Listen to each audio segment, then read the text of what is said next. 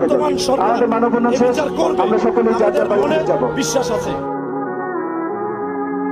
একজন ব্যক্তি মানুষ হিসেবে কতটা ভালো এবং তারকা হিসেবে কতটা জনপ্রিয় হলে দীর্ঘ 29 বছর পরেও তার জন্য অঝরে চোখের জল ফেলেন ভক্ত ও শুভাকাঙ্ক্ষীরা।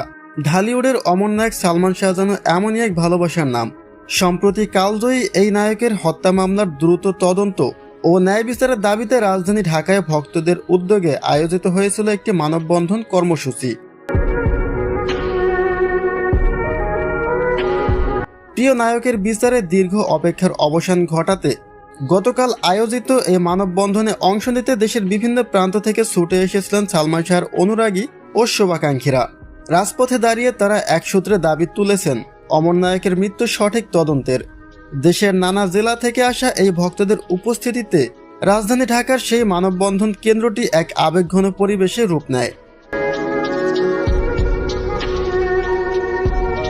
গতকালের সে মানববন্ধনে উপস্থিত হতেই দেখা যায় এক হৃদয় বিদারক দৃশ্য। একাধিক ভক্তদের চোখে ছিল অশ্রুর ধারা।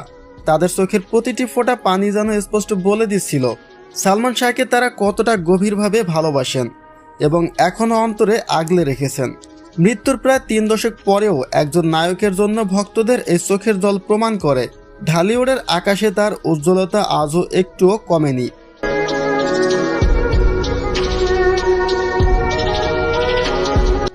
দীর্ঘ 29 বছর পর অমর নায়ক সালমান শাহর হত্যা মামলার দ্রুত তদন্তের এই দাবি এবং ভক্তদের কান্নার দৃশ্য নিয়ে আপনাদের অনুভূতি কি?